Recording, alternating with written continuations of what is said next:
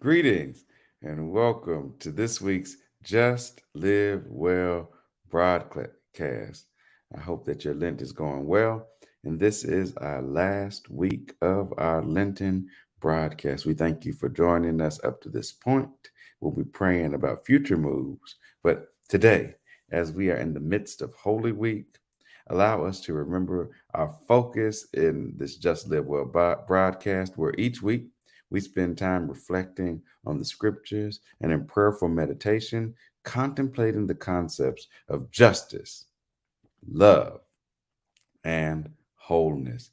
Remember that wholeness is connected to the Hebrew word shalom, which also means peace. This type of peace is a wholeness where nothing is missing, nothing is broken. It's a healing, it's a salvation, it's a completeness. And this type of completeness and this type of wholeness is the type of peace that I pray for you. It's the type of peace that I've been praying for this entire Lenten season, especially through the peace passage prayer. As I mentioned to you before, I pray this every day, and I invite you to pray it. I pray it multiple times a day, use it for meditation, and I invite you to do so as well. And take time as you do it to breathe, to inhale and exhale. Slow down and allow God's peace to wash over you. So first, let's inhale, exhale. Isaiah 26:3, you will keep them in perfect peace, whose mind is stayed on you because they trust in you. Inhale, exhale. Luke 7:50, Jesus said to the woman, your trust has made you whole. Go in peace. Inhale, exhale. Matthew 5:9, blessed are the peacemakers, for they shall be called the children of God. Inhale,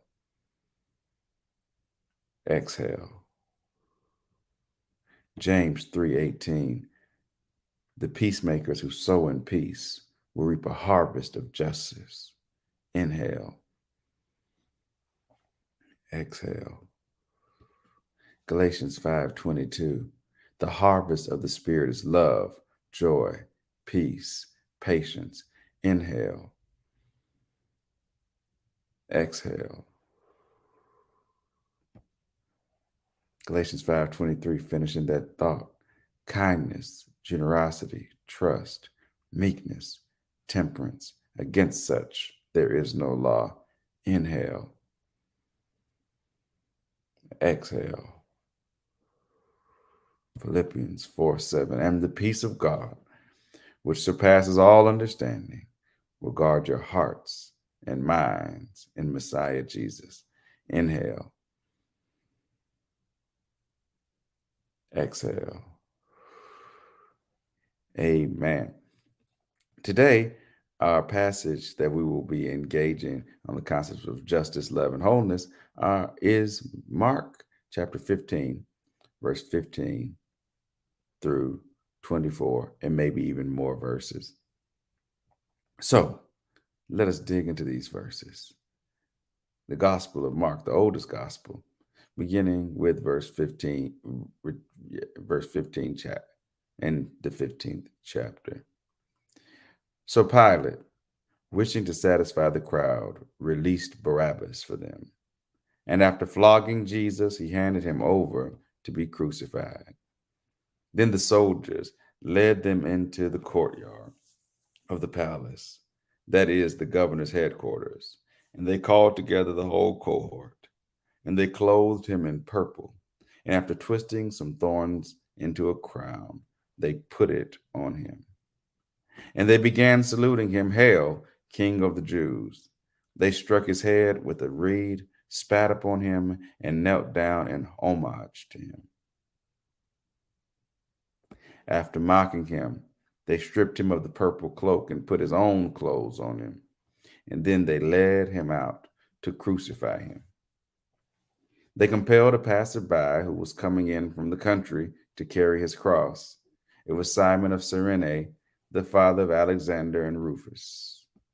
Then they brought Jesus to the place called Golgotha, which means the place of a skull. And they offered him wine mixed with myrrh, but he did not take it. And they crucified him and divided his clothes among them, casting lots to decide what each should take. It was 9 o'clock in the morning when they crucified him. The inscription of the charge against him read, "The King of the Jews." And with him they crucified two bandits, one on his right and one on his left. For the few moments that we have that are ours this morning and this day, I want to think about this topic. Causes me to tremble.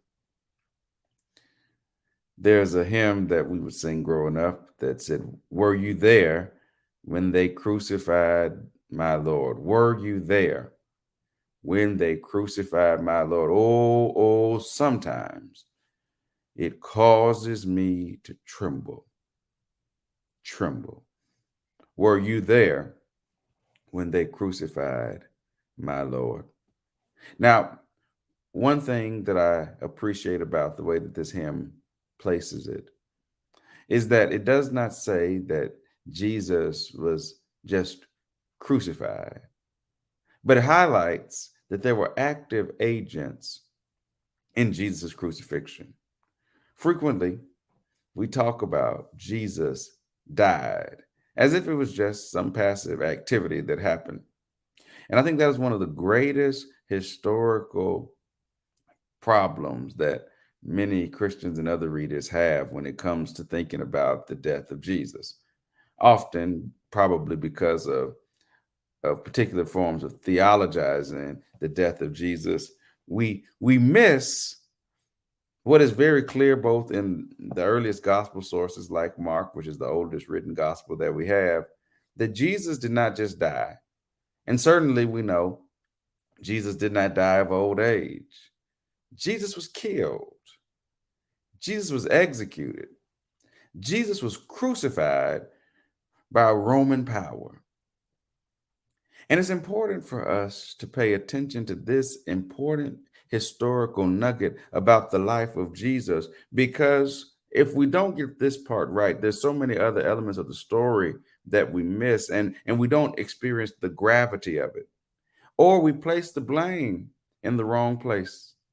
Often we read this story as the Jews killing Jesus, and that's inaccurate. First, because Jewish people did not wield the death penalty under the Roman Empire.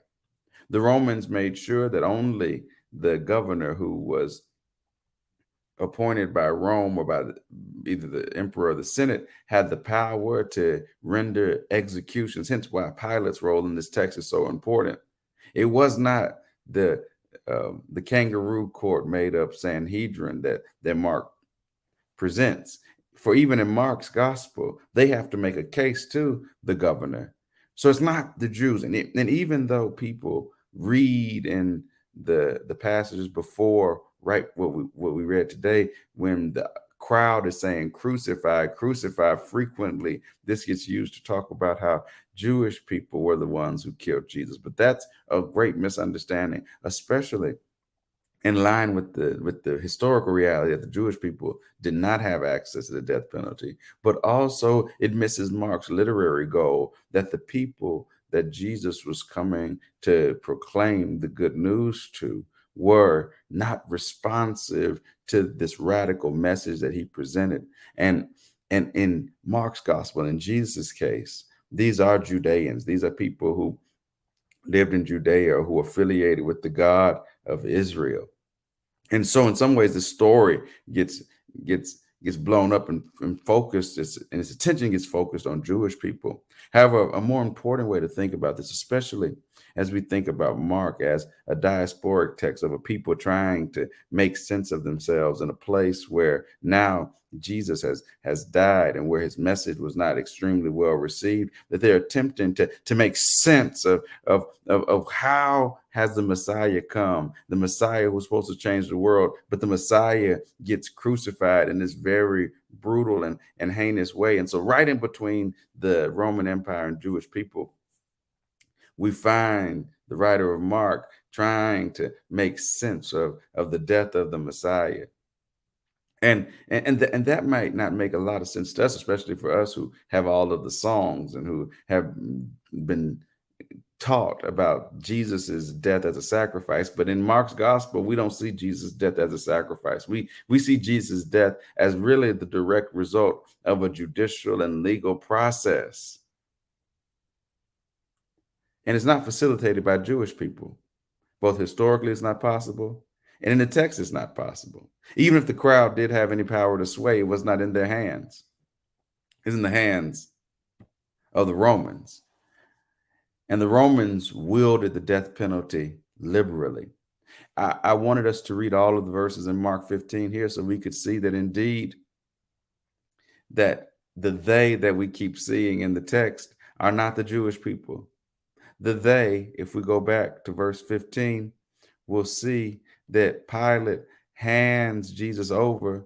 And then in verse 16, it says that it's the soldiers that are the leading.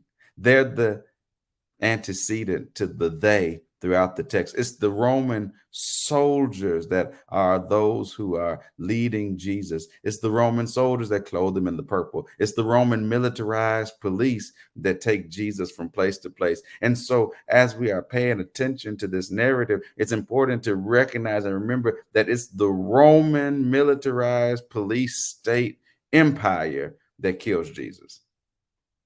He doesn't just die. He didn't just put himself on some altar, as we like to imagine it. But no, he is executed by Romans who wielded the death penalty liberally in order to enforce their notion of law and order, in order to maintain what they would call a peace and security. And as I've talked with you before, the question should be peace and security for whom? They wielded the death penalty. And James Cone makes a point that in the United States, the instrument that most closely resembles the crucifixion cross in antiquity is the lynching tree in the United States. And so here we find Jesus not just passively going to some sacrificial death, but no, the Gospels make a point to show that Jesus is criminalized and is placed on a Roman cross after being tried by judicial processes and executed by the Roman police, who had no problem executing people and crucifying them. We even see in our own text that not only is Jesus crucified, but also in verse 27, we see that there's at least two other people who are being crucified with Jesus. Which leads us into the next point for our conversation today, is that not only is the Jewish people did not wield the death penalty, and that Romans wielded the death penalty liberally, but crucifixion was a death penalty of a particular variety for death-bound subjects, which is a term that I borrow from Abdul Jan Muhammad, which talks about how there are certain types of people, low status people, who society already deems as worthy of death. Enslaved people are an example of this. Orlando Patterson um, would call them socially dead. There are people in our society, in the ancient society, who were deemed as crucifiable because everybody couldn't be crucified. A high status person would have a different type of penalty or punishment, but a low status person would be able to get crucified. And these were enslaved people. These were poor people. These were non-citizens. These were people who we would consider illegal immigrants. These are people who would be on the margins of society. These are the troublemakers. And we can see this in the word that we find in verse 27 for bandits. The word bandits there is the Greek word lestai. And lestai, it equals criminals, bandits, pirates, insurrectionists, or seditionists. And these last two words, I believe, help to capture what the real threat and what the real problem of Jesus's ministry was. It wasn't just him going to the cross to die as a sacrifice for sins, but he died as a result of humans' sinful response to his work, that they viewed, especially the Romans, viewed as insurrection, viewed as sedition, viewed as him starting up a riot, starting up and galvanizing and organizing people to resist this world and to imagine that God's divine heavenly homeland was on the way. It was sedition. And Rome could not have people who were leading people in a different way. Rome could not stand to have people who could proclaim that there was somebody else on the throne that was not the emperor. Rome resisted the idea that a Galilean peasant could motivate people and inspire them to resist the glory of the Roman Empire. And people like this, not only Jesus, but we also see the lay style, the bandits next to him, but also from our evidence, there were people all across the empire, even in accounts of people like Dio Cassius, the idea that um, that Spartacus's, an enslaved person's army gets crucified is a part of the idea in antiquity that crucifiable people were enslaved and were low status. And so Jesus getting crucified is a depiction of his low statuses. And that is why Paul, when he writes in the early parts of the Jesus following era, he talks about how the cross is a scandal because it was a type of punishment only low status people could have. And how in the world could the Messiah, who was supposed to come and transform the world, die in such an embarrassing way? But the way that the early Jesus followers made meaning of this was by recognizing that no, indeed, this was a low status death, but that says less about the Messiah, but it says more about the empire that could not have and hear his message. Yes, indeed, Jesus died this embarrassing death on a cross in front of people on the side of the road. Golgotha wasn't on a hill, it was on the side of a road where people could come by and jeer and taunt, because the purpose of crucifixion was not just to punish the criminal, but it was to serve as a deterrent to all others, to say, beware, if you behave like this person, this could happen to you. That's the type of death that Jesus dies. And why would they do this? If it wasn't just for some theological idea for him to be on an altar for sin, why would the Romans think that Jesus was the type of person that should deserve this kind of death? It was because he was proclaiming a divine heavenly homeland in contrast to the Roman Empire. And so they couldn't stand that. It was because he was prophesying the truth that made the people in power uncomfortable, and they couldn't stand that. It's because he was propelling demons like Legion that were supporting the status quo, and they could not hold or maintain that. And so they, along with the Jerusalem um, judicial leadership, colluded and had Jesus killed. And what this should force us to do is to tremble, not because we're sad for Jesus, but it should cause us to tremble, not because it makes us think of our own sinfulness, but it should cause us to tremble because we recognize that Jesus is a model for us to live the type of life that speaks truth to power, that proclaims a divine homeland in contrast to whatever empires there are, that leads us to cast out and propel demons that continue to cushion the status quo. And that type of life, that type of witness, that type of sharing with the world gets dangerous and can lead to crucifixion, which in many ways should cause us to tremble. It should cause us to not just slide through Good Friday, but actually count the cost. But not only the cost of following Jesus that can be associated, but should also remind us of all of the crucified people in the world who are low status, who are seen as illegal or immigrant, or who are seen as worthy of death and crucifiable. And it should have us show solidarity with those folks, because those are the very people with whom Jesus would have been considered and aligned with. Not the powerful Pilate, but the one on death row. And that thought should cause us to tremble.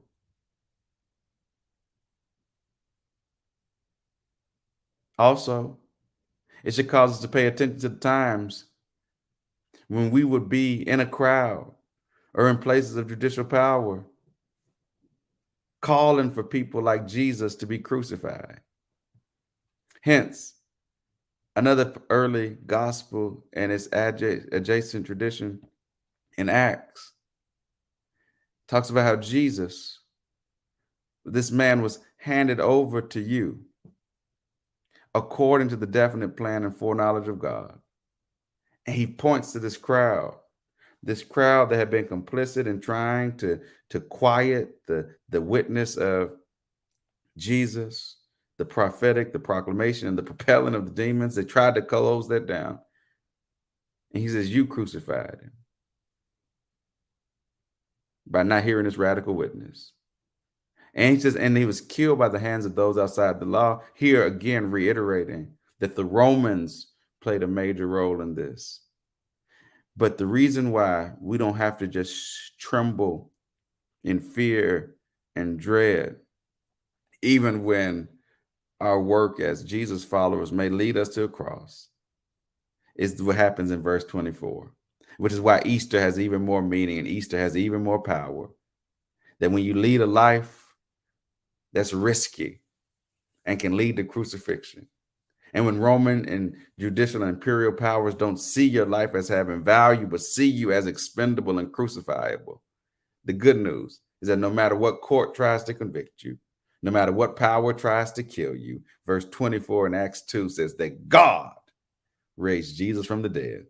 And so as we prepare for Easter, let us not just celebrate that Jesus came out of the tomb, but let us celebrate that God overruled an unjust system and gives hope to those who want to see the world become God's divine heavenly homeland where people can experience justice, love, and wholeness.